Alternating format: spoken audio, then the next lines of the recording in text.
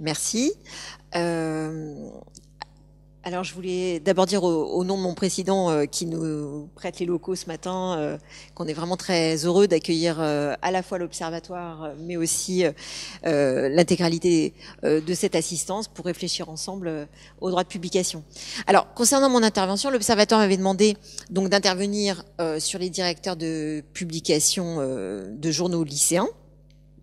Et donc, il se trouve que j'avais interviewé dans le cadre de mon habilitation à diriger des recherches un certain nombre de journalistes lycéens. D'ailleurs, GEDANC m'avait pas mal aidé pour avoir les contacts, parce que sinon c'est assez difficile de les contacter en direct.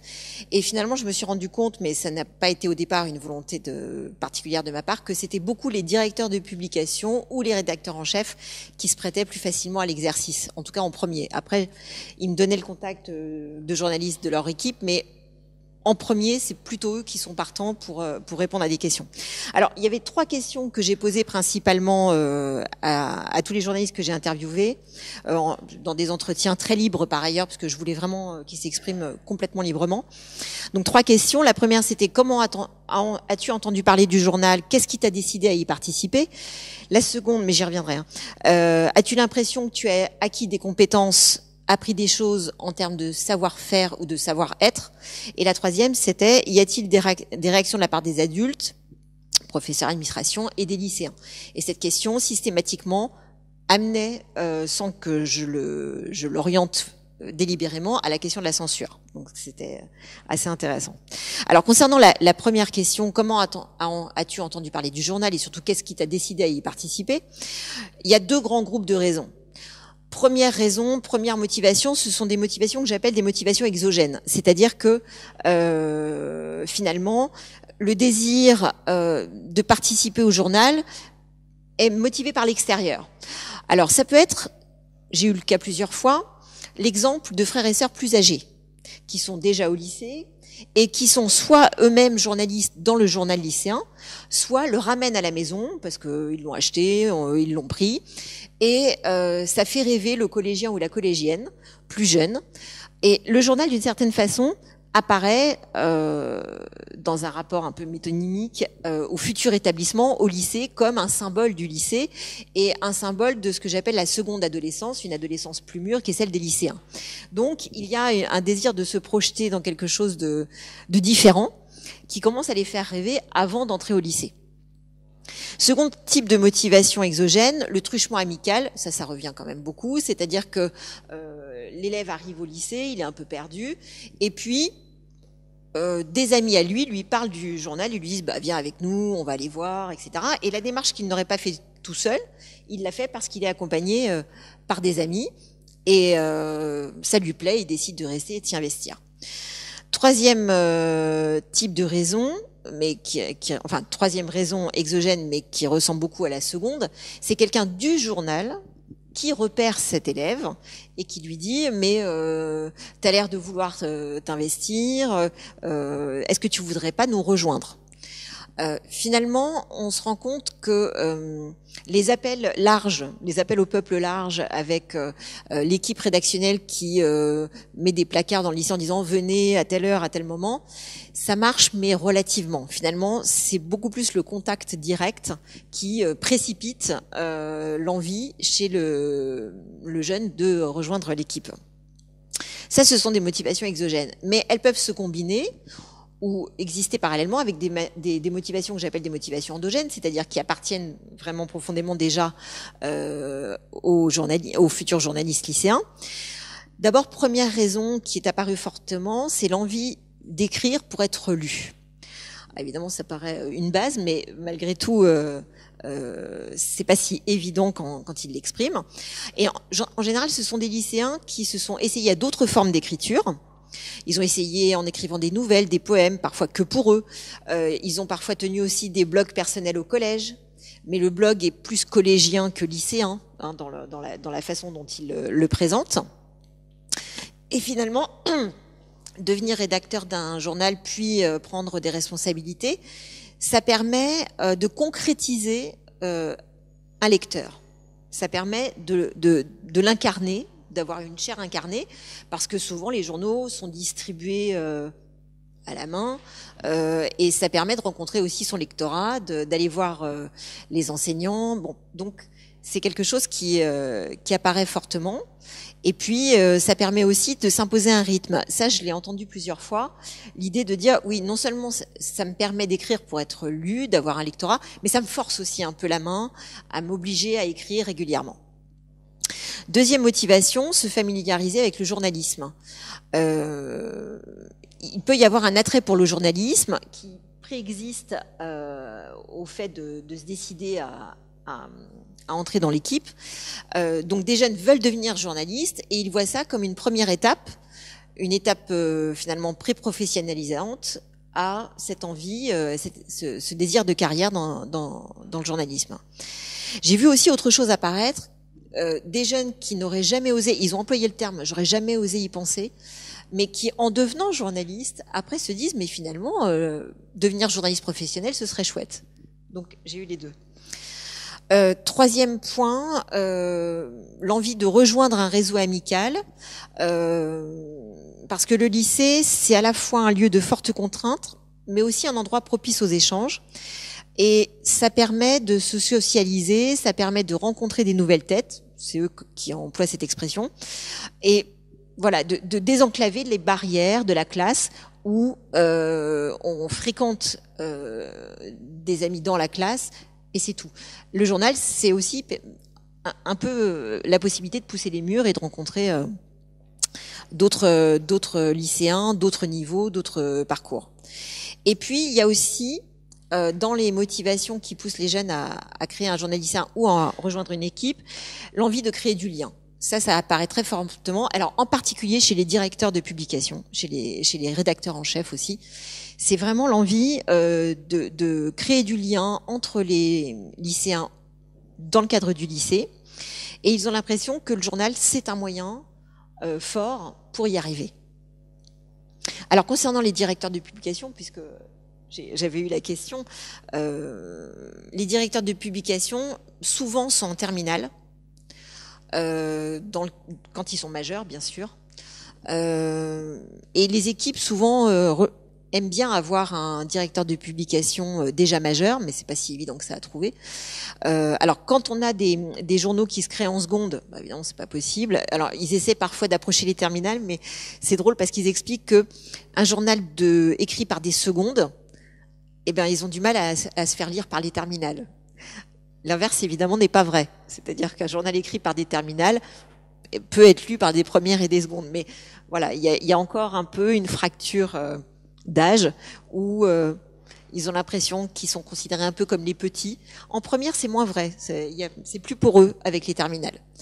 Et quand c'est un journal qui est fait majoritairement par des terminales, là, on trouve des directeurs de publication majeurs, parce que il y en a parfois dans la classe ou dans les classes de terminale. Alors, comment on assume des responsabilités au sein du journal ? C'est en prenant naturellement de plus en plus de responsabilités, c'est-à-dire que celui qui, à un moment donné, se motive le plus, naturellement, assez spontanément, les autres lui disent, prends plus de responsabilités, deviens rédacteur en chef, prends la tête du journal. Donc ça se fait assez progressivement au fil des numéros. Ça, c'est le cas où le journal préexiste à l'entrée du jeune journaliste. Quand c'est un journal qui se fonde, en général, c'est toujours un noyau de 2-3 qui crée le journal. Et il y a toujours un qui a eu l'idée. Celui qui a eu l'idée ou celle qui a eu l'idée, en général, prend la tête du journal. Et puis, autour, par cercle concentrique de plus en plus large, s'agrège une équipe. Mais c'est toujours le même noyau, et ça c'est vrai dès le 19e siècle d'ailleurs, c'est toujours 2-3 personnes qui en ont l'idée, des amis. Là, il y a un réseau amical fort au départ, et puis après, on élargit le cercle. Alors, concernant la deuxième question que je leur avais posée, as-tu l'impression que tu as acquis des compétences, des savoir-faire ou des savoir-être ? Oui, systématiquement, j'ai appris beaucoup de choses. Alors, concernant les savoir-être, d'abord, et ça a été mais vraiment unanime pour tous les directeurs de publication ou les rédacteurs en chef, c'est apprendre à diriger une équipe.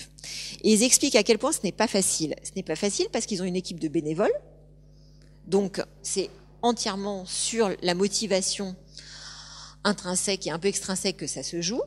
Donc il ne faut pas froisser l'équipe, il ne faut pas froisser les gens, et en même temps, ils ont tous le souci, ça c'est vraiment très frappant, d'une exigence de qualité. de pas faire paraître n'importe quoi, de pas froisser non plus le lectorat.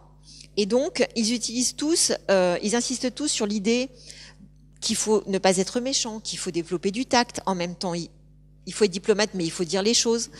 On peut pas faire paraître n'importe quoi. Donc, en termes de management d'équipe, même s'ils répugnent à utiliser le mot de direction, ils m'ont tous dit quand même à quel point ils avaient appris en termes de diplomatie, mais en termes aussi d'exigence d'écriture, peu à peu comment il fallait s'adresser à l'équipe, comment il fallait un peu motiver les gens. Donc ça, c'était très frappant. La nécessité aussi de respecter un calendrier, de s'imposer un rythme, de s'imposer des dates, est sorti à chaque fois. Donc, négocier, écouter, aller vers les autres, négocier aussi avec les adultes. Ce sont des choses que tous les directeurs de publication m'ont cité comme ce qu'ils considéraient des savoir-être qu'ils n'avaient pas avant de faire partie du journal. Deuxième point aussi qu'ils ont cité, gérer un projet. C'est-à-dire que ils ont eu l'impression vraiment de changer de positionnement et que finalement, jusqu'au journal, ils avaient eu l'impression d'avoir assez peu de responsabilités, que ce soit au lycée ou dans la vie familiale, et que là, le journal, c'est une vraie prise de responsabilité. Ils emploient souvent le mot de défi. Il faut s'organiser, il faut assumer les responsabilités du journal, assumer ce qui est dit, et ça aussi, ils le citent très spontanément. Donc, ils ont l'impression de gagner en autonomie, et aussi de gagner en crédibilité. Et ce que j'ai pointé avec eux, c'est que très souvent, ils deviennent cumulards. Ce que j'appelle cumulards, c'est-à-dire que en dirigeant un journal lycéen, ils rentrent au conseil de la vie lycéenne et ils se mettent de plus en plus à porter une voix au sein du lycée, mais aussi à l'extérieur. C'est-à-dire que la plupart m'ont dit aussi qu'ils avaient utilisé les compétences qu'ils avaient acquises pour monter des associations. Alors, ça peut être des associations...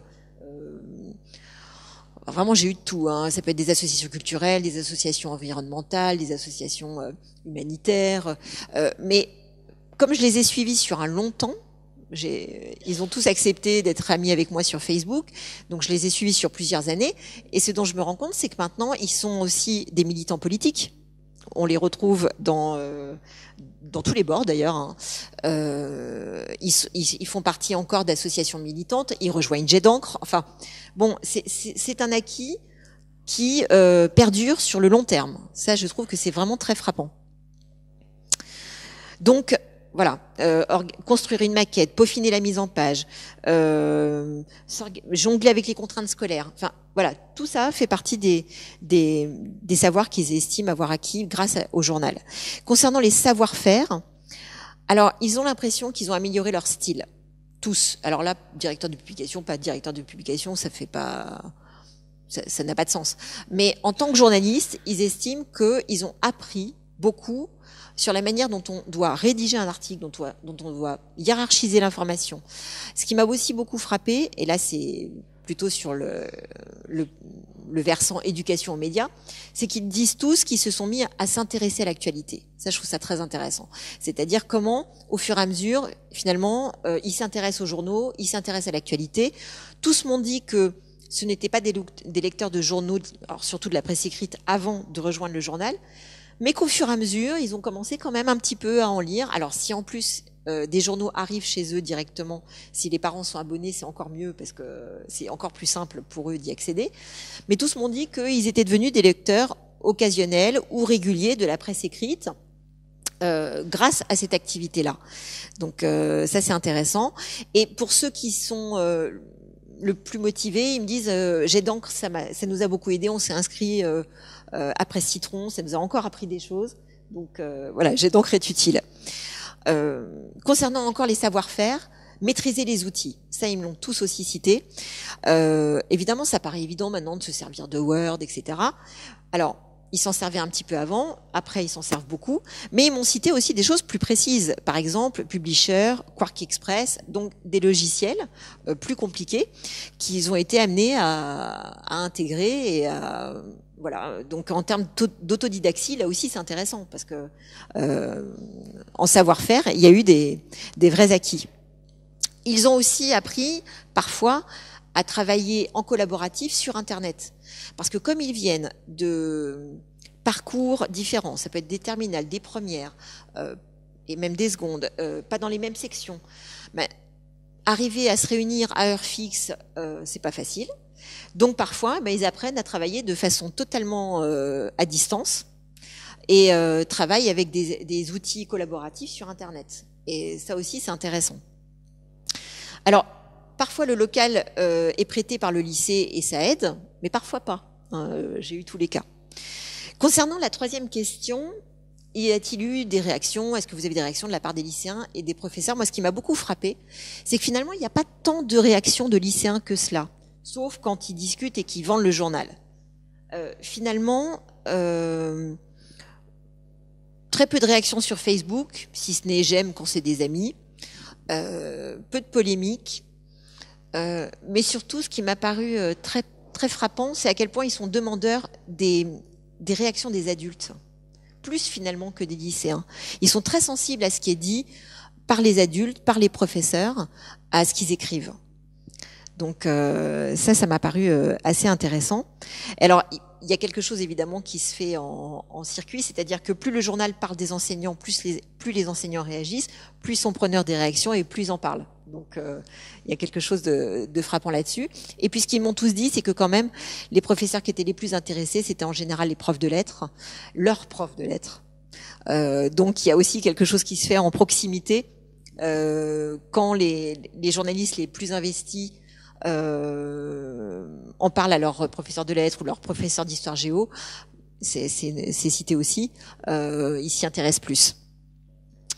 Alors, les professeurs d'infodoc aussi sont cités comme des personnes qui sont aidantes, qui sont très souvent positives et bienveillantes.